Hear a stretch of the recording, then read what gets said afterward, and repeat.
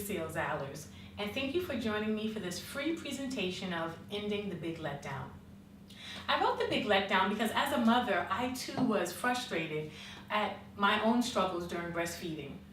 Even worse, I found so many women who took this struggle as a personal failure.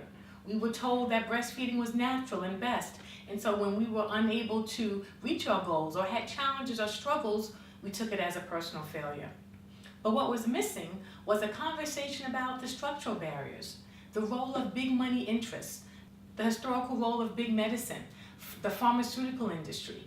Also, even thinking about how feminist ideals have shaped what we think of modern motherhood or being a modern woman. And so there was no conversation about the big picture, the things that are going on behind the scenes that often set women up to fail before they begin.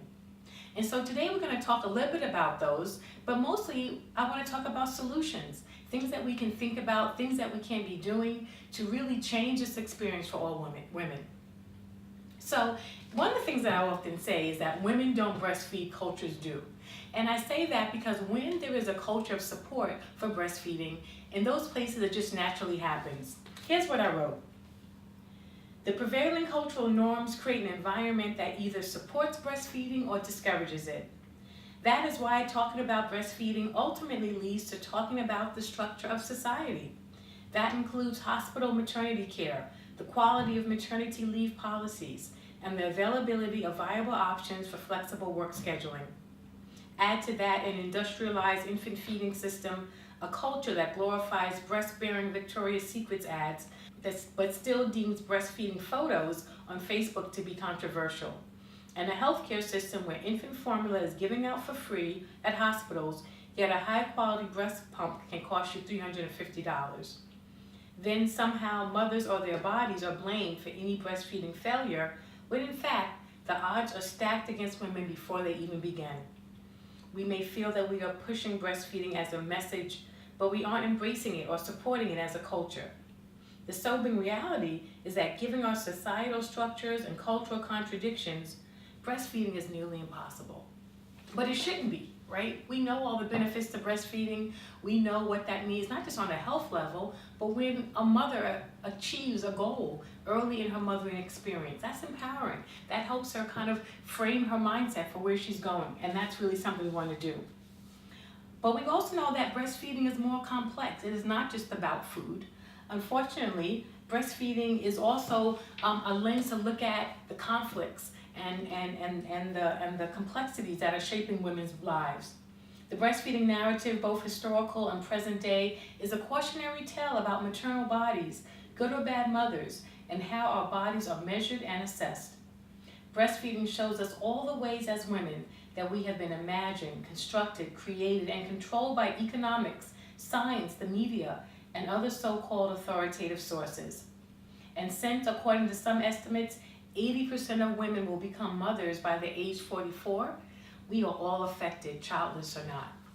So when we talk about the big letdown, it is not just about our mothers, it is about the structure, it is about the system that is set up against her. One of those key people that are kind of in the breastfeeding support system are physicians themselves. Women turn to physicians for help in those early days, particularly pediatricians. But what do we know? We know that in this country, physicians receive very little lactation training in medical school.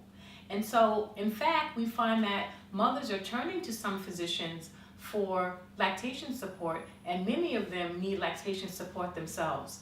And so if we look historically at this connection where physicians have been often partnering with infant formula companies, much to the detriment of mothers, and mostly for financial gain, we can see why lactation has not been always valued. Now, what has happened, and this only happens in breastfeeding, in the absence of any medical knowledge from an unbiased source, who has stepped in to fill in the gap to train physicians?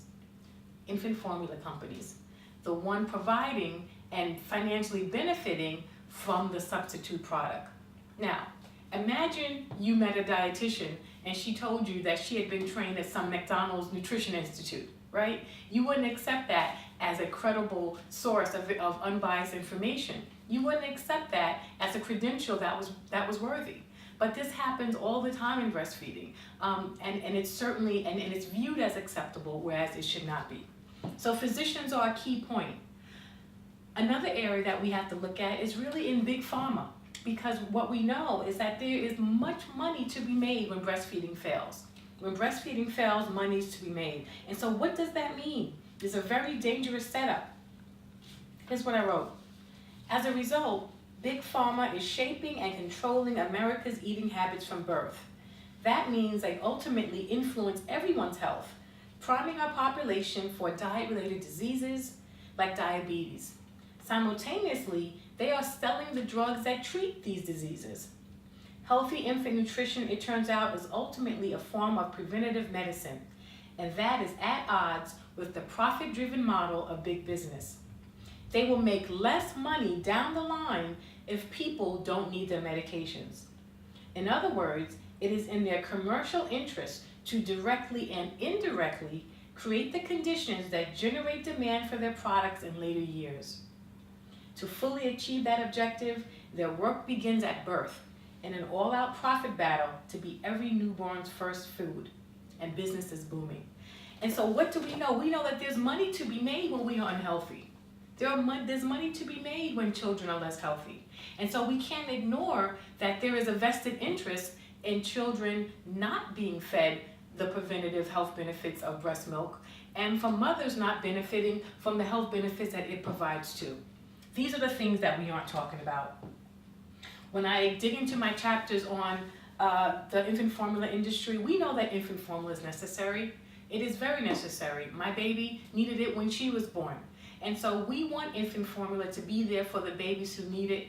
Its nutritional quality does need to improve. But does infant formula need to be the multi-billion-dollar industry that it is? Right? How did it go from being a substitute product that is rightfully there when mother's own milk is not available to a first choice option that now has the kind of revenue growth that Apple would love to have?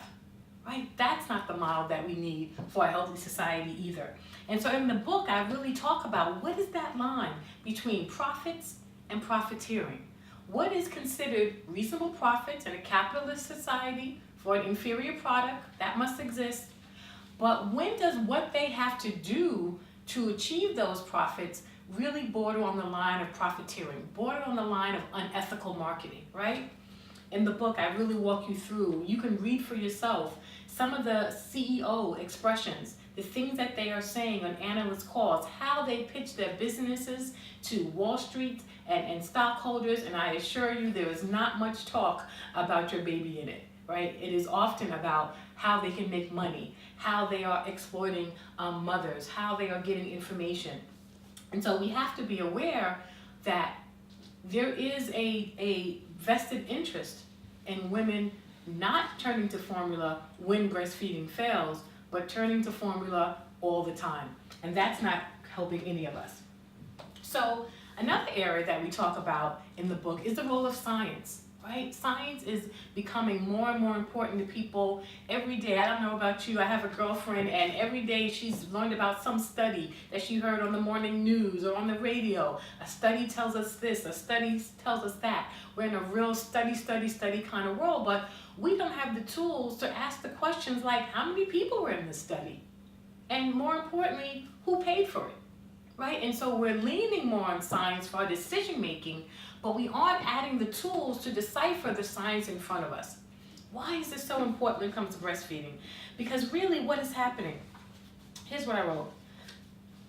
When breastfeeding is extremely difficult because of the structural barriers, parents feel that the preponderance of scientific evidence that breastfeeding is superior must be indisputable to justify the time, effort, and potential shaming involved. With that in mind, the infant formula companies have a vested interest in keeping the scientific landscape muddled by industry-sponsored studies and questionable protocols that lead to sensational anti-breastfeeding headlines. And so when we start to look, as I did in my research, at the science that we're using, but asking the questions, well, how many people were in this study? Who paid for this study? And has this study funding skewed outcomes? These are the things that we should be asking. Even more dangerously, when we have a body of scientific work that has been funded by the industry that seeks to make money from its failure, that science is being used to create policy, right? We saw this very recently. The USDA came out with their most recent dietary guidelines for adults, and there were new recommendations about eggs. Apparently, they're not so bad for you anymore. But nutritionists were up in arms because they felt very strongly that the science used to base that recommendation was science that had been heavily funded by the dairy industry. And so we know that now what's happening is a layer effect. Science is being heavily funded by the industries that make money, and then that science is now being reviewed by policymakers. So now we have bad policy based on bad science. This is why we have to look deeper at breastfeeding and think about who's funding the work, whose research we are really turning to, and what do they have to win or lose in the breastfeeding game. Most importantly, and I take a lot of heat from this one, I talk in the book about feminism, how feminist ideals have historically impacted breastfeeding. I take a lot of heat for this. But here are my points, and I ask everyone to hear me out. Really, in our very, very important quest to be viewed as equal to men, that we forgot to fight for the things that make us uniquely women, such as birth and lactation. And so in that space, what's happening? We have to acknowledge that there's been an unintended consequence. Women are forced to go back to work 2 to 3 weeks after giving birth, get back to work, don't look like you had that baby, don't act like you had a baby, and if you begin to lactate, please go into this room and relieve yourself, because we don't want to see that, right? And so we're really forced into these male patterns that don't accommodate the fact that we are actually women, and we give birth and we lactate. And so this is an important unintended consequence that we have to acknowledge. Now, another thing about feminism that's really, really important is what is happening to women when they choose to breastfeed. This is not about whether you formula feed or whether you breastfeed, and I can acknowledge, as I do in the book, the many different ways of feminism, but here is a very important point. The ultimate connection between breastfeeding and feminism is that in a truly equitable society, women would have the capacity to pursue both their productive work and reproductive work without penalty.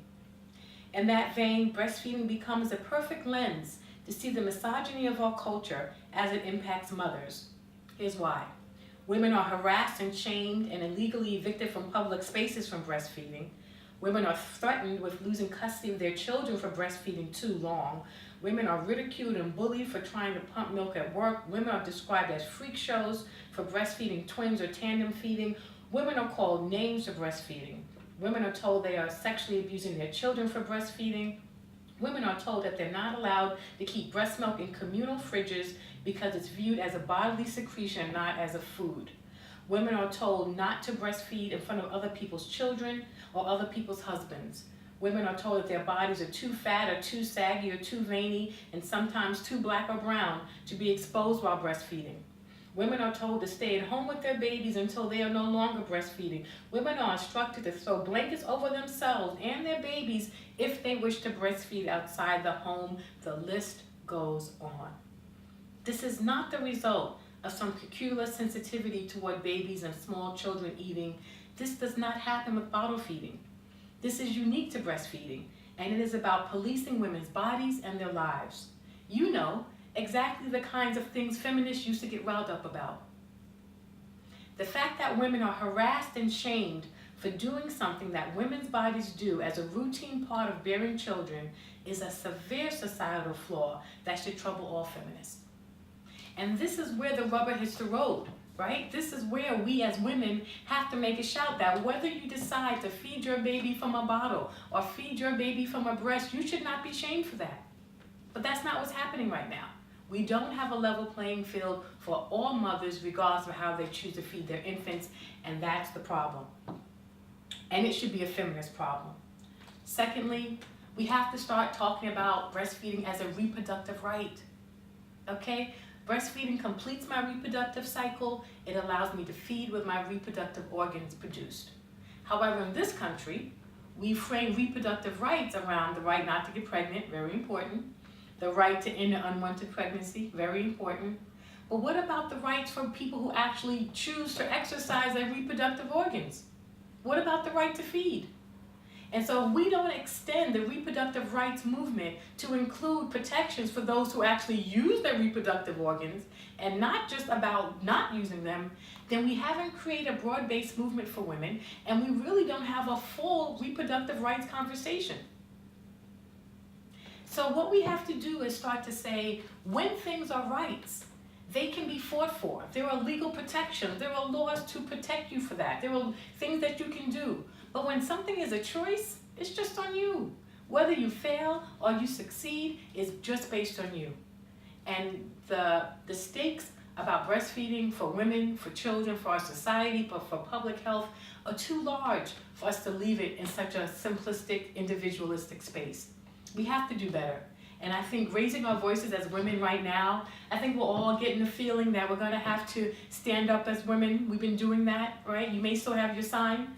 And so we're gonna have to start doing more to make sure that the women's movement doesn't just look at women at one point in their lives, but actually protects them through their life continuum, through all the roles that they may play in their life.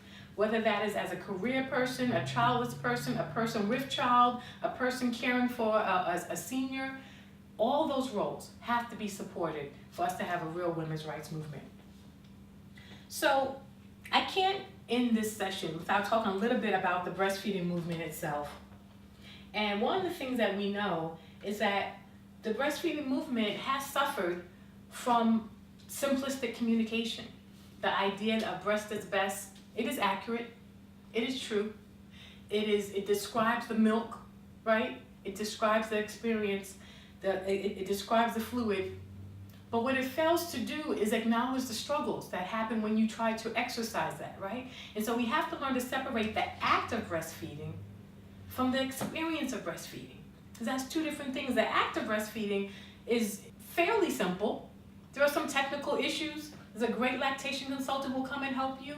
But the experience of breastfeeding for many women in a country where we have no paid maternity leave, in a country where we see breasts used to sell chicken wing and beers, but women are shamed for sitting in the mall for feeding their children, in that environment, the experience is very difficult. And so we can't only have a message that focuses purely on the act, but doesn't include the experience. Right now, we're at an interesting point. We see lots of employers who are creating pumping rooms, and we are seeing lactation rooms. This is a very important development. However, I caution you, as women, that we cannot allow this dangerous push the pump to help distract us from what we really deserve, which is time to mother. Yes, it is wonderful that companies will now allow me to FedEx my milk back to my child in a refrigerated pack for free. But what if I actually want to be with my child? And so we cannot see the product that we produce, the breast milk that we produce, become valued. Yes, that is worthy of getting back to the child. But us as mothers, the nurturing we provide, the caring we provide, our presence is consistently devalued.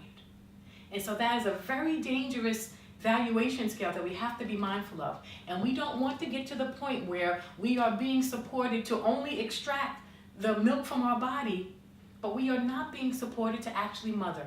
We have to continue to value mothering and breastfeeding and the breast milk, and not allow the product we produce to be separated from the nurturing we provide and the work that we do as carers. In the book, I end the book with a story about spaghetti sauce. I hope you will read it to get the full details. I talk about how we got to the place where we walk down the grocery aisle and we see so many different flavors of spaghetti sauce, right? So many things, you just stand there and you don't know what you are. Are you garden chunky, variety, 3 cheese, whatever? It's just so much. But what the man who discovered that idea was focused on was that there has to be variability, right? And that people often don't know what they like until they're given lots of options. In his work, if you just put 2 sauces in front of people, they would say, oh yeah, I want that one. But when you showed them a whole variety of other options, they realize, actually, no, I don't want that one. I want that one and I like that one, right? And that's what we want for breastfeeding. We want to find the 3 cheese, extra chunky garden variety of breastfeeding. We want there not just to be breast or formula. What about human donor milk? What about partial feeding? What about, there's so much more. And when we can embrace the variability of experiences and not be dogmatic about defining breastfeeding, about looking at this option as only one or the other, making sure that human donor milk is more accessible for people who need it, then we can have a way forward. We have to focus on policy. Yes, that's very important, but that policy must be connected to people. We cannot forget that we must have policy that is connected to the context of people's actual lives. And that if we keep creating policy that's disconnected, we're not going to move the needle forward. What do we know today? We know that we can begin a new conversation among mothers, that we can begin to talk about breastfeeding, infant feeding, the nurturing of our children in a new way that's not about you or me. That's not about my failure or your failure, but it's about the systems around us that we can attack collectively, that we can change collectively, that we can transform collectively. If you're not joining us for the summit, we'll be talking about a key way that we can do that through viewing the community with a new power and creating strategies that are actually rooted in the communities that we live and work in, so that we can get solutions that come from the ground up and not feeling that our only approach should be academic or scientific. We have to create new solutions. I hope that you will join us for that summit and continue to learn how we can change this landscape. But ultimately, I have confidence. I am encouraged by the work that we are doing. I am encouraged by where we are as women in this conversation and our need to look beyond the things we've been told about our bodies, the messages we've been sold about which pursuits are worthy of time and commitment, and which pursuits we are told that we should abandon if they become difficult. We are at a new time to reframe our own thinking, and that ultimately we can all end the big letdown. Thank you for joining me today.